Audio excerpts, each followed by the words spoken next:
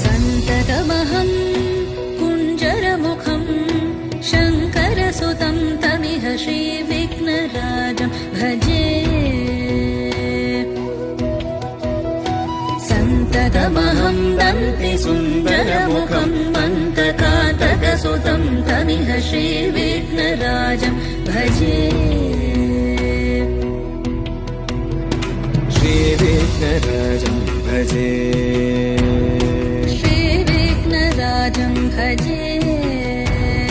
श्रीविघ्नराजं भजेऽहं भजेऽहं भजेऽहं भजे तमिह श्रीविघ्नराजं भजे।